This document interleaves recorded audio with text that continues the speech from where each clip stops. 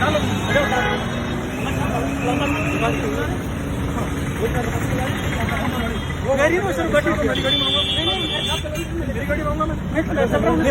लोग हमारी गाड़ी में बैठ दो ना, आप लोग हमारी गाड़ी में बैठ। गाड़ी में नहीं, आप मुझे अरेस्ट कर रहे हैं तब तो कोई बात नहीं, आपके साथ मिलने के लिए बुला रहे हैं। हाँ तो हमारी गाड़ी में बैठो। मैं चल रहा हूँ ना आपके साथ, मैं मेरी गाड़ी में जाना चाहता हूँ। अगर आप अरेस्ट कर रहे हैं बिना हाईकोर्ट के ऑर्डर के तब तो अलग बात है, और हाईकोर्ट का ऑर्डर आपको मिला नहीं है, आप मुझे जबरन ले जाना चाह रहे हैं पुलिस वाले सिविल वर्दी में, तो ये बता दीजिए आप, बस इतनी सी बात है। हम आपकी गाड़ी में चलोगे? नहीं, मुझे जहाँ जाना, आप मुझे अरेस्ट करके ले जा रहे हैं, मुझे किस अपराध ले जा रहे हैं? हाईकोर्ट ऑर्डर आपके पास है क्या? मेरे पास नहीं, आप मुझे बता दीजिए, मैं जिस तरह जाना चाहेंगे चलो। आपको किस तरह आप रिक्वेस्ट नहीं, आप जो मैं कह रहा हूँ बता दीजिए। आप मुझे अरेस्ट करके ले जा रहे हैं हाईकोर्ट के ऑर्डर के बिना, या कैसे जा रहे हैं? सही आ जाओ। बैठ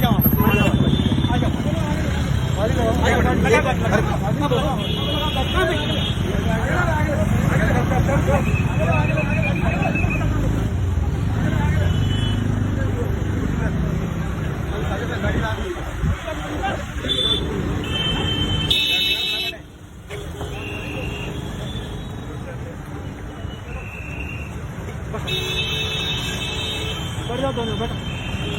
तुम्हारी प्राइवेट बस यार जी।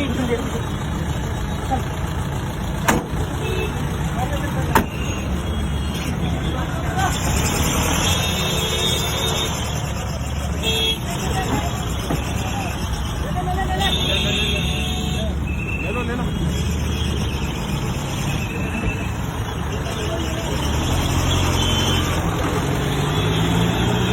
अभी गिरफ्तार नहीं किया, थोड़ी देर बाद मिलाएंगे। आईओ साहब आए, 2 मिनट में वापस चले गए। सेक्शन 41D CRPC ये कहती है कि किसी भी व्यक्ति से पूछताछ के दौरान उसका पसंदीदा वकील उनसे मिल सकता है। गोवर्धन सिंह जी ने मुझे स्पेशली कहा था कि आप पूछताछ के दौरान प्रार्थना पत्र ले आना, अगर ये मिलने देते ठीक है, नहीं तो एक एप्लीकेशन दे देना। अभी ये आज के टाइम में एप्लीकेशन भी नहीं ले रहे हैं, आप ये एप्लीकेशन देख सकते हैं। मैंने यही एप्लीकेशन लिखी है कि 41D की पालना में मुझे मेरे वकील से मिलने दिया जाए, उसके बावजूद ना तो एप्लीकेशन ले रहे हैं ना ये मिलने दे रहे हैं। वास्तविक हकीकत सबको पता है, कब गिरफ्तार किया गया। सबसे बड़ी बात यह है, गिरफ्तारी जो हुई है वो गलत है। जब हाई कोर्ट ने यदि स्टे को वैकेट कर दिया तो आप ऑर्डर का तो इंतजार करो।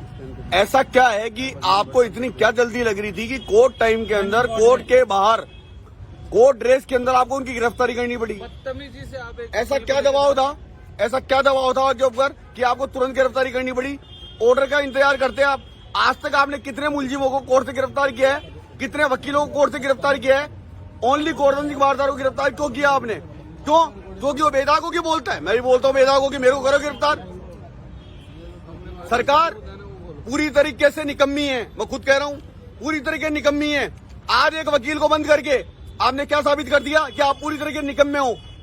कोर्ट के आपने पूरे माहौल को पूरा चेंज किया है। कोर्ट के बाहर से वकील को गिरफ्तार किया जाता है, वो भी एक ही बहुत गलत तरीके से गिरफ्तार। रनिंग कोर्ट जहाँ था, बिना विदाउट ऑर्डर आप गिरफ्तार करें। आप क्या दिखाना चाहते हैं कि एकाधिकार हमारा है? कितने सारे मुलजिम बाहर घूम रहे हैं, उनको बाहर घूम रहे, सरेआम गोलियां चला रहे, लूट हो रही है, आप वकील को गिरफ्तार करें? आप एक वकील के लिए इंटरिम बेल आज ही ऑर्डर हुआ, आज ही आपने उसको अरेस्ट कर लिया। कितने सारे मुकदमे पेंडिंग है, जितने मुलजिम घूम रहे हैं। सुनवाई के तुरंत पश्चात ऑर्डर भी नहीं आया अभी तो। और ये भी कहना चाहते हैं कि जब हमारे को विशेष अधिकार दे रखा है वकीलों को कि आपको कोर्ट के दौरान गिरफ्तार नहीं किया जा सकता, तो फिर इस आधार पर कोर्ट में गिरफ्तार किया गया है गोवर्धन सिंह जी को, और ये बिल्कुल गलत है। लीगल प्रोसेस का पूर्ण रूप से प्रयोग नहीं किया। ये सरकार और मंत्रियों की और अधिकारियों की मिलीभगत से ये सब दबाव लगाया जा रहा है। मेरा कहना ये है कि यदि कोर्ट का ऑर्डर आ जाता तो गोवर्धन सिंह वारदार को ना तो आतंकवादी है ना कोई टेररिस्ट है कि जिसको आपको तुरंत की तुरंत गिरफ्तार करना पड़ा कि हमारे गोवर्धन सिंह वारदार आतंकवादी यहाँ खड़ा है। भाई वो आम आदमी है, फेसबुक पे एनी टाइम 24 घंटे लाइव रहता है, भ्रष्टाचार के खिलाफ बोलता है, हर मुद्दे के खिलाफ बोलता है। लेकिन आप ऑर्डर आने के बाद जो भी कार्रवाई करनी थी आप लीगली कार्रवाई करते, हम उसके साथ आप थे। लेकिन आपने बिना ऑर्डर के किस सरकार की वजह से या किस आला अधिकारी की वजह से आपने गिरफ्तार किया? हमारे को उसका नाम चाहिए, नहीं तो ये मुहिम आज से लेके आगे तक बढ़ेगी। हम गोवर्धन वारदार से साथ हैं। बस नहीं, पर आज बलात्कारी जितने बलात्कारी हैं, बलात्कारियों को राजस्थान सरकार ने करी 5 साल की बच्चियों के साथ जो बलात्कार हो रहा है, 3 साल की बच्चियों के साथ बलात्कार हो रहा है, एक अधिवक्ता को, एक आरटीआई कार्यकर्ता को इस तरह से पकड़ के लाया जाता है, ये कौन सा तरीका है? ये कौन सा प्रशासन रेयर उसको आराम से केस मिला सकता था, पर ये इस तरीके रेयर से केस पकड़ नहीं के था, पूरे वो वकीलों समाज की- के लिए लड़ते हैं। एक ही नहीं, पूरे वकीलों की फजीती हुई है इस बात में कि एक अधिवक्ता को कोर्ट में इस तरीके से पकड़ के लाया जा रहा है, वो सेम है। राजस्थान पुलिस इस तरीके से किस तरह भ्रष्ट हो चुकी है एक आरटीआई कार्यकर्ता को, और मिलने भी नहीं दिया जा रहा है। क्या ये जो पुलिस थाने है ये जनसेवा के लिए है, लोगों के लिए है? क्या आतंकवादी है या क्या उसने राजस्थान को उड़ाने की कोई साजिश की है? क्या किया उस आदमी ने जिस तरह का- उनको इस थाने में लाए गए 4 घंटे हो गए और अभी तक इनके पास कोई ऑर्डर नहीं है गिरफ्तारी का। सबसे बड़ी बात तो ये है। तो माननीय उच्च न्यायालय का आदेश इनके हाथ में नहीं है। माननीय जब उच्च न्यायालय का आदेश नहीं आया तो इन्होंने किस आधार पे, किस ग्राउंड पे इनको गिरफ्तार किया? और यदि गिरफ्तारी हो गई तो ये बताए कि हमने इस ग्राउंड पे गिरफ्तार किया है, ना ये जवाब दे रहे ढंग से। ऐसा कौन सा आला कमान का दबाव है? बिना कोर्ट के ऑर्डर की इस तरह से वकील को गिरफ्तार करना लोकतांत्रिक प्रणाली है, और सभी वकील भाई अगर इनको 24 घंटे में नहीं छोड़ा गया तो सारी धरना प्रदर्शन करेंगे यहाँ पे, और सभी इसका घेराव करेंगे थाने का। ये कल पकड़ने से लेकर अब तक एक ही बात कह रहे हैं, अशोक गहलोत के खिलाफ जो मुकदमा है उसको पीड़ितों से विड्रॉ करा दो। एक ही लाइन है सबकी। गिरफ्तार हुआ तब से लेकर अब तक में एक ही बात है, वकील से नहीं मिलने दे रहे मेरे को। ये काम तो परफेक्शन से कर रहे हैं ये एसएचओ, यही।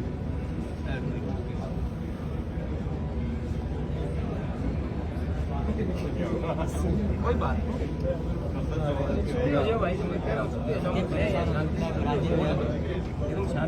तो आप मुकदमा वापस ले लो ना, तो क्या दिक्कत वाली बात है? हमें भी परेशानी हो रही है।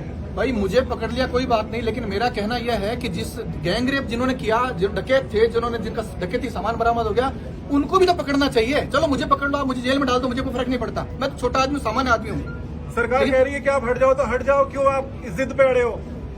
देखिए, मैं हट जाऊंगा तो ये आजादी के बाद पहला सिटिंग सीएम के खिलाफ मुकदमा है, और ये मुकदमा खत्म होगा तो ये अन्याय होगा उस पीड़ित परिवार के साथ जिसके साथ गैंगरेप हुआ था।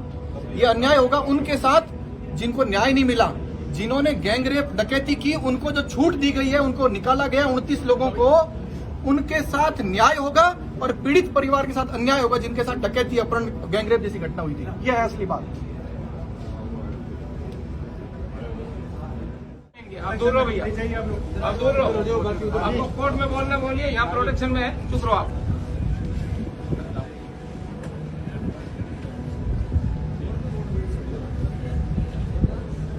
नहीं रुके रहो आप।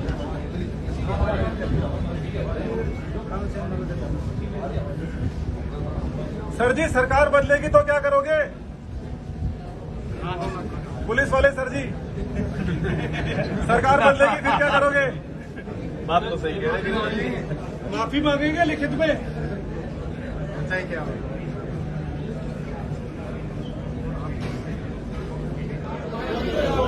इनकलाब जिंदाबाद, इनकलाब जिंदाबाद, इनकलाब जिंदाबाद, जिंदाबाद जिंदाबाद, जिंदाबाद जिंदाबाद।